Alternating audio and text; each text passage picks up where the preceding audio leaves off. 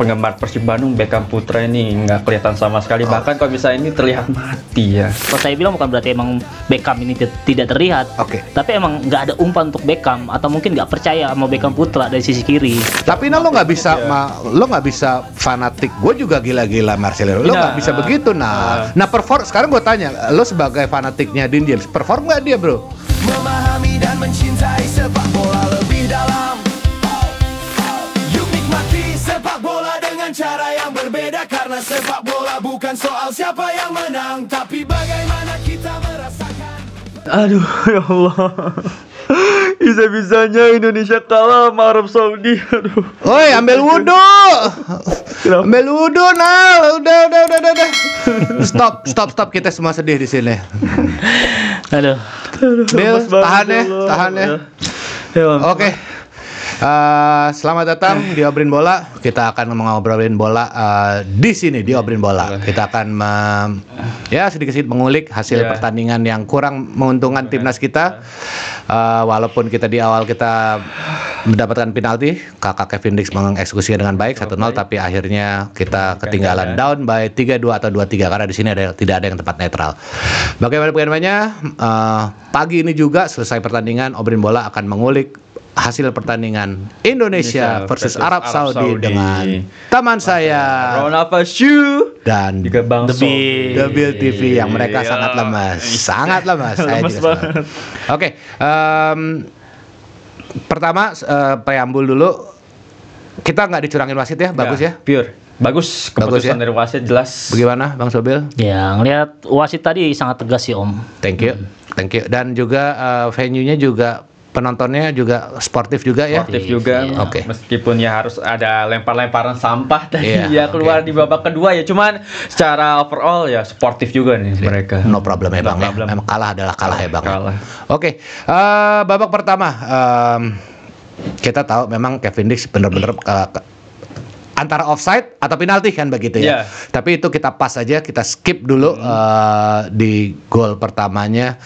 Pembalasnya cukup cepat yang nomor 18 ya kalau nggak salah ya Bang ya. Ya, nomor 18. Nomor 18 ya, itu terlalu open, berarti markingnya gimana tuh teman-teman? Ya, kalau misalkan teman-teman lihat juga ya tadi di babak pertama yang gol cepat dibalas oleh nomor punggung 18, itu emang pure kesalahan dari center back juga ya Om ya.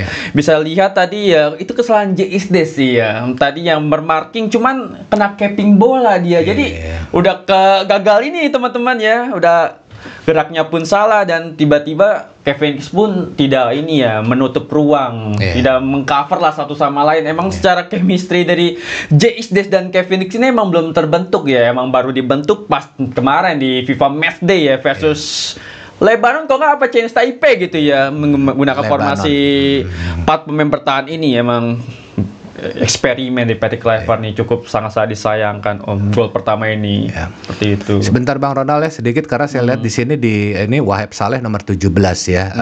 Oke, antara nomor 17 dan 18 ya. 18, Bang Sobil gimana markingnya di sebenarnya tadi setuju sama Ronald ya. Sebenarnya bukan dibilang kesalahan JIJS ya, tapi karena emang sekelas JIJS gitu yang bermain di Liga Italia kan, lagi udah masuk Serie A ya kan, pindah dari Venezia ke Sassuolo kan, bisa di capping gitu, ketipu gitu kan. Akhirnya ada ruang pemain dari Arab Saudi dengan shoot yang sangat baik, tepat di pojok kiri kiper dari Martin Paes. Oke. Gitu. Menariknya kita angkat di sini teman-teman adalah pemilihan pemain dari coach utama kita Patrick Kluivert ya. Bang Ronald dan Bang Sobil saya lihat kecewa banget dengan sangat kecewa. Di mana yang paling fatal kalau kita lupakan Emil Audero emang udah nggak ada Bang. Tapi kan di skip di situ nama Calvin Verdong, nama Rabadan Sananta, nama Jordi Amat, dan satu lagi adalah namanya Mauro Zilstra. Not Mauro Zilstra. Satu lagi pokoknya itu. Pemilihan ini di starting lineup 11 pertama ini Nathan Choaon satu lagi. Jadi kesalahannya di posisi mana nih Bang? Jika kita lihat semuanya, sebenarnya sih kalau misalkan awal ini ya menggunakan formasi 4-2-3-1, sebenarnya sih udah cocok-cocok aja. Patrick Kluivert pun menurunkan ya para pemainnya pun dengan ini ya tempat posisinya yang pas. Cuman ya para pemain tersebut ya Om nggak bisa membayar kepercayaan dari Patrick Kluivert, Ronaldo Om. Dan yang paling jelas ya, mohon maaf ya bagi para penggemar Persib Bandung, Beckham Putra ini nggak kelihatan sama sekali. Bahkan kalau misalnya ini terlihat mati ya, mati. Dan serangan pun dari sisi kanan, bahkan ya Jakob Sayuri pun yang biasanya pas lawan Chinese Taipei dan Lebanon menjadi starter terus ya, pada lawan Arab Saudi nampaknya lemes juga mentalnya, nampaknya guys, nampaknya kurang ini ya. Dan sebenarnya sih emang pure kesalahan itu ada di LW dan juga di RB-nya Om, seperti itu. Beckham Putra dan juga Jakob Sayuri kalau misalnya dari Ronaldo. Cuman kalau misalkan secara overall ya emang di babak pertama itu emang permainannya masih nggak jelas, belum ada visi misi. Ya kaget juga sih ya, dibalas langsung dua gol ya di babak pertama ya. Cuman ya setelah ada masuknya Tom Hai dan juga Ole Romeni itu jelas menghidupkan permainan. Ya lagi dan lagi kesalahan memilih pemain, cuman ya harusnya mereka bisa melakukan skema yang diterapkan oleh Patrick Kluivert, cuman tidak bisa menjawab kepercayaan dari coach seperti itu. Bang Sobil. Nah, kalau saya lihat dari sisi pertanyaan saya ulangi Bang ya biar jelas. Kesalahan yang mana yang paling fatal di lini mana nih Bang? Ya, kalau kesalahan sih sebenarnya dari pemilihan pemain ya dari Patrick Kluivert ya tadi Om ya. Karena kita lihat di sini Ragnar walaupun sering bermain di klubnya gitu kan Om ya. Ragnar, cuma ditaruh di posisi depan yang harusnya itu forward oleh Romeni kan. Cuma nggak tahu ya kalau oleh belum bisa diturunin di awal babak gitu kan. Makanya dipilihlah Ragnar. Cuma sayang di sini Ragnar nggak bisa keluar dari pressing para pemain dari Arab Saudi, pemain belakangnya Om. Ketahuan kebingungan dia Ragnar. Malah sini yang sering sangat menonjol itu malah Jonathan. Oh, Miliano di sisi kirinya malah benar-benar mati ya. Bukan berarti saya bilang bukan berarti emang Beckham ini tidak terlihat. Tapi emang nggak ada umpan untuk Beckham atau mungkin nggak percaya sama Beckham Putra dari sisi kiri. Karena kepercayaan. Diulang Bang, nggak percaya atau nggak kredibel Bang? Sorry. Yang nggak tahu dari pemain belakang tim kita gitu kan, timnas kita nggak ada umpan kepada Beckham Putra. Mungkin karena bukan Beckham yang nggak perform, emang dia nggak dapetin bola sama sekali, nggak diberi bola sama sekali. Menarik sekali ya. Iya, cuman kalau misalnya kita juga ya, sebenarnya Mark Klok dan Beckham sebenarnya udah bermain cukup lama ya, dan saat ini Mark Klok pun menjadi playmaker pada timnas Indonesia. Sebenarnya sih ya emang kurang mendapatkan kasih kepercayaan aja kalau di timnas. Sebenarnya bisa aja gitu ya. Maklum udah biasa kan main sama Beckham ya. Jonathan kan. Iya, cuma kan lagi dari sisi kanan terus sisi kirinya dibiarkan, dan Dean James pun nggak bisa menonjolkan skill yang luar biasanya itu loh. Ya seperti di Go Ahead Eagle. Maka ketutup gara-gara Beckham Putra kalau misalnya Ronaldo seperti itu. Itu mungkin kalau Jonathan lebih menonjol lah karena sering diumpan dari Mark Klok gitu. Tapi kalau dari sisi belakang sih Om, saya ngelihatnya di sini emang ya Kevin Dix sama sama JJ ini masih kurang Om, ketimbang nggak apa-apa Bang, maksudnya sebut aja namanya nggak apa-apa, kita nggak akan sama JJ ini emang masih kurang ketimbang didampingin sama Rizky Ridho gitu kan. Karena mungkin nggak tahu ya apa karena dua-duanya pemain Eropa yang punya nama apa gimana gitu ya. Ya kalau misalkan dilihat dari secara permainan mereka dua-duanya tak tergantikan untuk saat ini ya di klub masing-masing, Sassuolo dan juga di Mönchengladbach ya. Emang harus diakui juga Om, dari sisi kanan belakang ini ya Jakob Sayuri emang banyak ngelakuin kesalahan Tapi Bang, sorry Bang, boleh gue tepis dulu Bang ya. Karena kalau misalnya buru-buru itu kan yang tersedia Sandy Walsh, ya kan Bang. Nah, secara Eliano emang dulu di RWB, adanya Tijani Eliano ya kan. Itu ditaruh di posisi lain Bang. Berarti yang tersedia sisa Sandy Walsh. Kalau buru-buru diganti Bang, Sandy Walsh itu kan otot atas di pangkal pahanya sering cedera Bang. Kalau buru-buru diganti emang itu kayak maju kena antara salah atau enggak gitu. Terlalu cepat diganti, habis bensinnya Bang, gitu lah Bang. Kalau misalnya kita lihat ya, emang ya cukup bingung ya kalau untuk kedalaman dari sisi kanan ya. Soalnya ya Eliano Rendas pun tiba-tiba dipasang menggantikan Beckham Putra ya, yang harusnya bisa saja nanti ya digantikan oleh Jakob Sayuri ya. Makanya emang ya, dan kita juga tidak melihat ya center back-nya digantikan, berarti otomatis emang hanya sisa satu di Sandy Walsh. Makanya Patrick Kluivert ini agak bingung sih jujur aja Om, melihat taktikal pemasangan pemainnya pun pemosisian pemainnya tersebut. Dan ya sebenarnya sih Kevin Dix Jakob Sayuri bisa diganti sama Rizky Ridho, terus Rizky Ridho menjadi CB dan Kevin Dix bisa di sisi kanan menggantikan Jakob kalau misalkan ini ya. Cuman ya mungkin Patrick Kluivert percaya dikarenakan two match perform ya dari Jakob Sayuri ya melawan Chinese Taipei dan Lebanon, dan pada akhirnya membuat kepercayaan tersebut timbul dan Jakob Sayuri telat untuk digantikan. Iya bang, benar bang. Betul. Ya kalau saya lihat sih karena gol ya yang kesarang Indonesia nih 3 gol ya, ya emang berarti dari lini pertahanan sih Om. Gitu. Mungkin benar kata Ronald tadi. Mungkin kalau saya sih starter awal, saya bakal nurunin Rizky Ridho, bakal duet sama Jay Jazz, ya Kevin D kalau bisa tadi digantiin posisinya Jakob Sayuri. Iya bang ya. Karena emang kalau kita bermain 3 back bang, kita punya cadangan 1 doang kan. Jordi Amat ya bang ya. Makanya dulu yang di lini belakang kita paling tebel, kita jadi agak bingung juga di sini bang ya. Soalnya ini juga sih ya, emang dirugikan teman-teman. Soalnya para pemain kita tuh nggak dalam top performa, banyakan yang cedera juga masalahnya. Itu dia menjadi kebingungan Peripete Clever ya untuk memposisikan pemain tersebut ya. Juga Calvin Verdong yang sebenarnya Calvin Verdong bisa saja nantinya jadi gelandang bertahan ya, ditarik ya seperti itu. Tapi bang, penarikan kaos dan gol ketiga itu adalah andil seorang Jakob Sayuri. Boleh lah bang, apa-apa ya, bang. Itu jangan terlalu dalam, tapi perlu bang kita kritik, boleh bang. Jakob Sayuri emang terlihat dari permainan tersebut nggak seperti biasanya ya. Di Malut pun top perform ya kemarin ya, dan to match di FIFA Matchday pun bisa berbicara banyak. Cuman emang lagi dan lagi mentalitas itu emang nggak bisa dibohongi Om. Mentalitas itu berbicara ketika pemain tersebut ya emang udah di top performanya ya. Kalau misalkan pemain tersebut memiliki skill di atas rata-rata, cuman mental lembek apa mental tempe ya sulit juga. Cuman ya gol kedua itu pure kesalahan dari Jakob Sayuri, dan gara-gara menarik kaos itu harusnya bisa dilepas oleh Jakob Sayuri yang harusnya nggak terjadi apa-apa. Selanjutnya Jakob Sayuri telat ya untuk mengantisipasi bola rebound ya, tiba-tiba lari para pemain dari Arab Saudi nomor 9 nggak salah ya, menciptakan gol yang cukup cepat juga ya. Pure ini mentalitas sih Om berbicara Om. Sebenarnya kalau misalkan Jakob bisa mengendalikan rasa ininya, nervousnya dan juga mentalitasnya luar biasa, harusnya sih bisa berbicara banyak dia. Sama Ronaldo. Gimana? Ya emang sih Om kelihatan Jakob Sayuri nih dari mukanya saya lihat emang lagi kurang nih rasa kepercayaan dirinya Om gitu kan. Nah kalau untuk ngomongin tadi yang tarikan dari Jakob Sayuri nih, kan ada Kevin Dix depan ya. Ya makanya selain itu ya harusnya sekelas pemain pemain timnas ya harusnya paham lah. Paham ya. Udah masuk kotak penalti tuh krusial banget Om. Ada VAR. Apalagi ada VAR gitu kan. Resikonya harus tahu gitu kan. Kalau lu ngakuin kesalahan di situ, ada VAR, harusnya lu paham di situ ya. Resikonya apa? Bisa kotak penalti, bisa kena penalti di situ. Harusnya udah paham soal itu Om gitu. Apalagi itu bola sebenarnya udah jauh juga dari gawang kan. Dilepas pun sebenarnya nggak jadi masalah. 2 langkah bang ya, 2 langkah lah di depan itu. Nah gol-gol yang dari tarikan itu ya sebenarnya ya tadi ada gol ketiga itu juga Om. Itu juga bang. Kenapa harus ngeliat bola nggak bisa lihat pemain? Nah itu dia. Ini keren. Ini keren. Ini keren. Kalau bisa teman-teman lihat itu ya, Jakob Sayuri ini hanya fokus ke pertahanan, tidak memarking pemain sisi kanannya.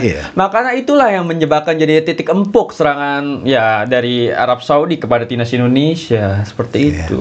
Tapi Martin Paes selalu pas. Wah, the best itu. Tanpa Martin Paes bisa kebobol, bisa 5-0 kayaknya ya. Kalau Nadio 5-2 ya. Nadio, gue nggak tahu deh. Martin Paes. Iya. Jangan terlalu tajam. Jangan terlalu tajam. Kita di sini harus enggak, soalnya kan istilah Bang Ronald itu yang paling lucu. Akhirnya kiper bermain dengan 10. Batang kayu. Coba Ronald tarik lagi karena kan Kevin Dix bisa menciptakan gol ya. Soalnya kalau misalkan 3-1 udah jelas itu Martin Paes gila emang menggendong tim banget sih ya. Bahkan JSTS pun menyesal tadi ya tidak bermain seperti di klubnya ataupun bermain seperti sebelumnya gitu. Banyak yang menyesal dengan hal ini. Ya kalau ngelihat Martin Paes sih Om, karena dia juga udah absen berapa pertandingan ya? 2 bulan dia. 2 bulan Bang. 2 bulan. 3 atau 2 pertandingan di timnas gitu. Dari awal dari game dia pekan ke-6 ya. Pekan ke-6 berarti 6 pekan penuh nggak main, baru masuk di SP kemarin. Iya, dengan penampilan tadi itu bener luar biasa banget sih Om. Udah ketemu 1 lawan 1 pemain Arab Saudi di depan Om. Masih bisa ditepis dengan tangan kanannya itu loh. Berapa set itu? Kaget Bang Sobil nonton Bang Ronald. Wih. Masa finishingnya itu kalau misalnya di Arab Saudi luar biasa juga di Al Hilal ya, Odosari ya. Masa itu bisa ditepis sama itu, gila itu emang Martin Paes tadi penampilannya. Tapi itu dikerjain Bang 1-2 di depan kotak penalti Bang. Ya, kesalahan Kevin Dix tadi Tom ya. Iya. Tapi Kevin Dix harusnya ngelihat kirinya nggak ada yang ngebantu Kevin Dix juga Bang itu. Oke. Nggak enak juga kalau nggak ngebahas game changer. Siapa? Game changer abang-abang pasti punya. Di situ pergantian cukup banyak di Iya, awal, ya kan? Yance Sayuri dulu, ya kan? Tapi di babak kedua masuk kita nggak tahu ada Eliano Reinders ya. Iya. Game changernya ketika Yance masuk atau Sandy Walsh dan Kakak Olarameni masuk. Sebenarnya terlihat sih dari ini Om, dari Beckham Putra diganti itu udah terlihat permainan. Jadi para pemain tersebut pun udah berani mengoper dari sisi kiri. Jadi kanan kiri permainan nih hidup Om. Dan juga di pergantian kedua langsung 2 pemain ya, oleh Romeni dan Tom Hai masuk. Wah itu lebih the best lagi mereka berdua. Nah makanya itu tadi Nal gue tanya gitu, kenapa pas maksudnya Eliano di sebelah kiri awal ya kan, Eliano masuk, kenapa baru berani ngumpan ke kiri? Makanya kan nggak ada pemberitahuan pergantian pemain tuh. Nggak tahu, gue pikir itu bakal diumpan ke Beckham. Ternyata Beckham nggak ada, itu justru Eliano. Kan nggak ada nama-nama keluar, Bang. Maksudnya kita kan nggak ada yang tahu siapa yang masuk, siapa yang keluar, kan kita nggak tahu. Nah saya pikir mungkin ada arahan kali gitu untuk umpan nih ke Beckham Putra, karena dari babak pertama tuh nggak diumpan. Nggak taunya bukan Beckham Putra di situ. Eliano Reinders kan kita lihat gitu. Dan terlihat permainan pun cukup bagus ya, dan Ronaldo sangat-sangat disayangkan sebenarnya. Dan James itu harus bisa sebenarnya main. Tapi lo nggak bisa, lo nggak bisa fanatik. Gue juga gila-gila Marcelo. Lo nggak bisa begitu. Nah sekarang gue tanya, lo sebagai fanatiknya Dean James, perform nggak dia bro?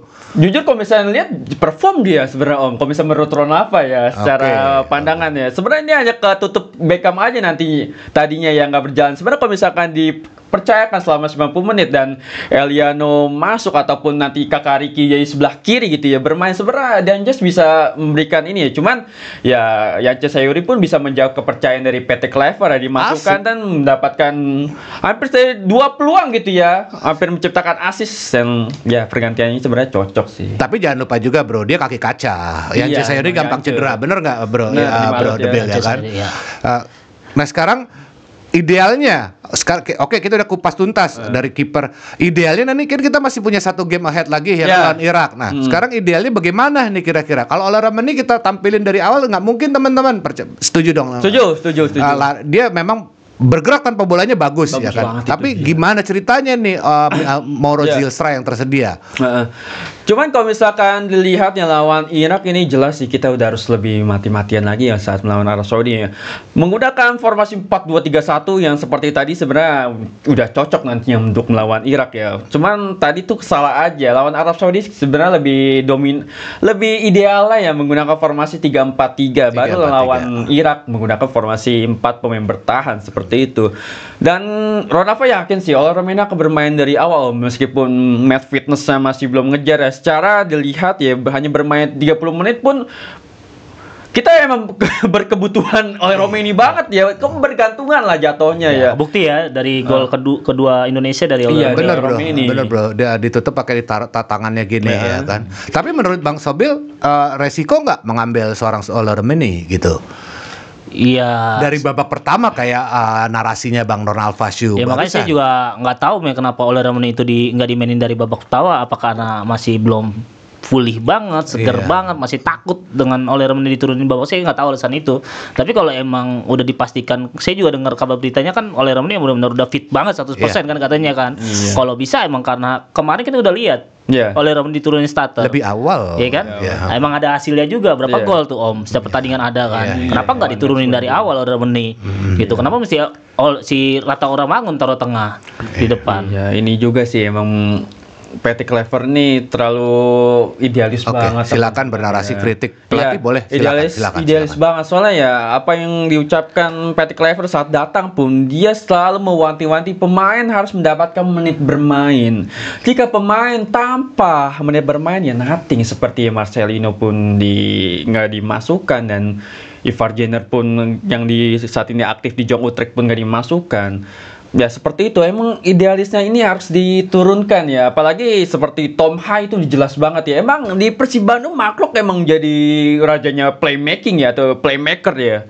Di Persib yang luar biasa, cuman bedakan Persib dan Timnas. Emang kalau misalnya di Timnas nyetelnya Joy Pelipesi itu sama Tom Hai, bukan sama makhluk. Seperti itu. Saya mau tahu idealismenya.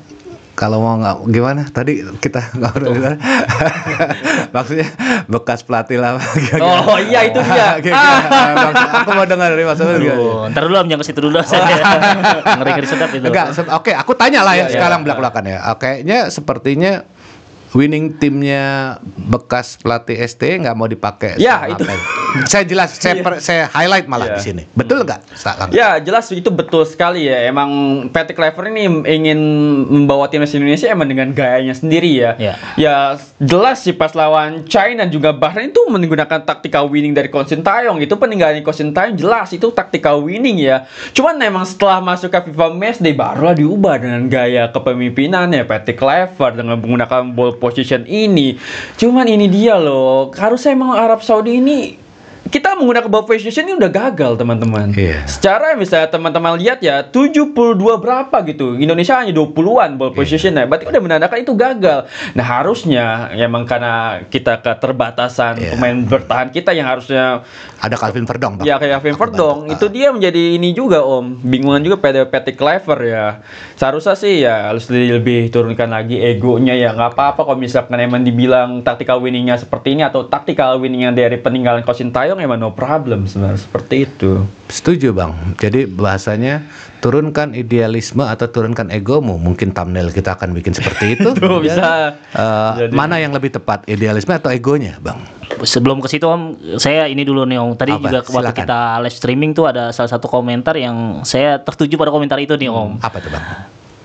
Ibaratnya lagi nyari apa sih namanya? Pakeman mau sampai kapan katanya gitu kan. Eksperimen. Permanennya kapan nih tim komposisi ketemu, sedangkan Australia udah tahu dong harusnya kesalahannya di mana Om. Betul. Akhirnya dirubah waktu lawan Bahrain, China dan Bahrain. China dan Bahrain gitu. Harusnya udah ketemu dari 3 pertandingan ini Om. Taruhlah lawan Jepang gak usah dihitung Om, emang losing susah lah gitu kan. Tapi kan ada FIFA Matchday. Ada 2 Taiwan. Dia bisa memanfaatkan waktu FIFA Matchday itu untuk mencari komposisi permainan lagi untuk yang lebih baik gitu. Kenapa pas waktu yang ini emang krusial banget pertandingan? Ya emang eksperimen yang kurang tepat ya waktunya ya teman-teman ya. Dan ya emang perbedaan lawan juga teman-teman ya, menggunakan ball position saat melawan Chinese Taipei yang Lebanon otomatis menang. Sedangkan lawannya Arab Saudi secara emang mohon maaf ya teman-teman, persiapan mereka lebih matang ketimbang kita teman-teman ya. Mereka melawan Makedonia Utara dan juga Ceko dan mendapat hasil positif, sedangkan kita melawan Lebanon pun mendapat hasil 3 dan 0 shoot on target. Itu dia yang harus dievaluasi seharusnya oleh Patrick Kluivert. Baiklah, Bang Ronald, Bang Sobil, gue understand perasaan abang-abang, tapi juga saya perasaan sedih. Gitu aja teman-teman. Kita akan comeback lagi, kita akan membuat juga ya hasil-hasil nanti. Masih ada 1 game lagi di depan Irak. Ada lagi mungkin tambahan-tambahan dari Bang Ronald? Cukup sih. Cukup Om. Cukup ya. Saudara-saudara setanah air bangsa Indonesia yang di Indonesia atau di luar negeri atau dimanapun berada, tetap support timnas. Masih terbuka karena kita -1 saja golnya. Kita akan ketemu lagi di hari Minggu subuh dini hari. Oke, terima kasih Bang Ronald. Terima kasih, lemas banget emang ya. Thank you Bang Sobil. Jujur aja lemas ini.